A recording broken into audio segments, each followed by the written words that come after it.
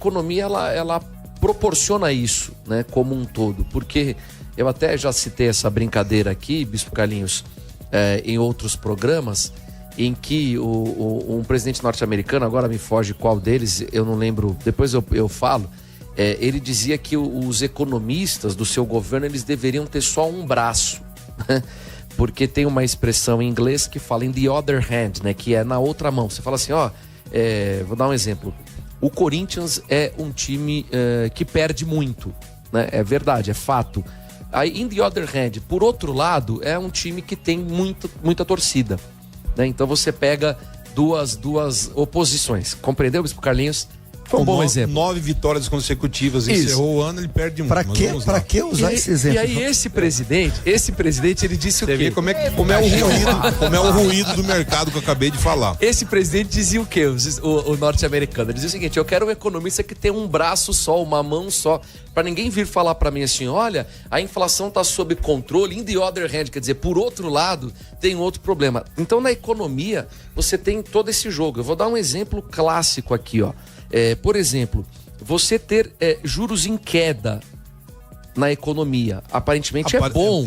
Você vai falar, olha, os juros estão caindo, isso é maravilhoso. Que é a exigência do presidente. O Lula põe a mão, Campos. Exato, ele aperta a mão nisso, fala, os juros estão muito altos, tem que baixar juros, a economia vai bem se baixar juros. Qual que é a contrapartida disso? Com juros menores, vamos falar de vários aspectos. Primeiro, você tem uma saída de capital internacional. Então, por exemplo, baixa juros, o preço do dólar sobe. Por quê? O investidor, o americano, o investidor estrangeiro, ele olha para os juros e fala, onde eu vou... interessado na taxa de juros em ganhar maior. mais, exato. Fala, onde eu vou colocar o meu dólar aqui? Onde me paga juros mais altos. Então, baixou os juros, tirou o dólar, o preço do dólar sobe. Quer dizer, então vê que a economia, ela pode apresentar dados positivos estando num mau momento e também apresentar dados negativos estando num bom momento.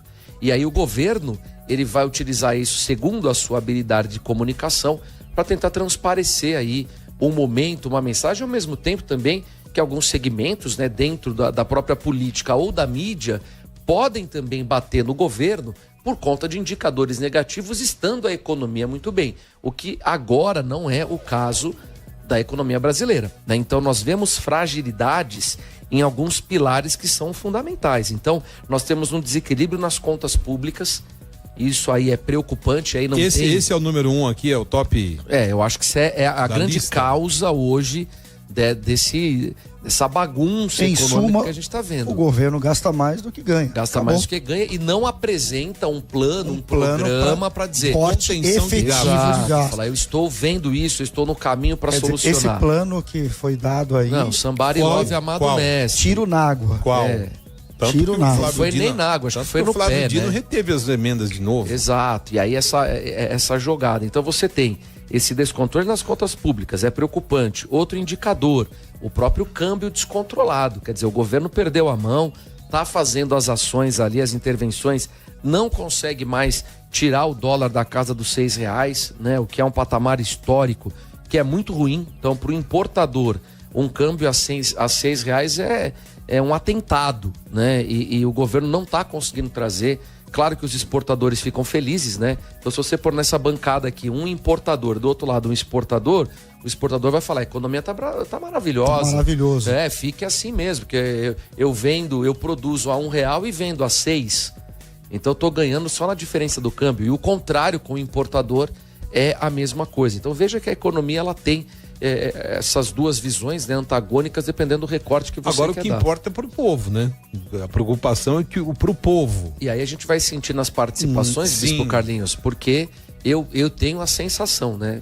Eu gostaria muito de estar enganado, mas eu tenho a sensação que pro povo o salário mínimo não atende às necessidades. Porque o povo não é nem importador, mas paga a conta, né? Isso que eu ia falar. Ele nem exporta nem importa, ou quem... Ele nem importa nada e nem exporta nada. Mas compra. Mas ele compra, ele consome com os que importam. Vai sentir. E do que já exportam. Está sentindo, mas isso ainda vai reverberar a alta do dólar, o aspecto da taxa de juros. A alta do dólar já diminui imediatamente a capacidade do poder de compra interno. Mas... E uma coisa que é engraçada, só para o Bispo Ricardo já comentar na sequência, eu vou levantar essa bola para ele. Por exemplo, quando o dólar cai, os preços não ficam mais baratos imediatamente. Quando sobe... Quando sobe é na hora, né? É igual a gasolina. Ah, o petróleo baixou. Não, a gasolina tá lá, mesmo preço. Petróleo subiu. O cara nem fechou a cotação do Brent, né? Que é o petróleo internacional. Já tá lá, ele já tá trocando mudando a plaquinha lá. Exatamente. Tá se aproveitando. E aí, né?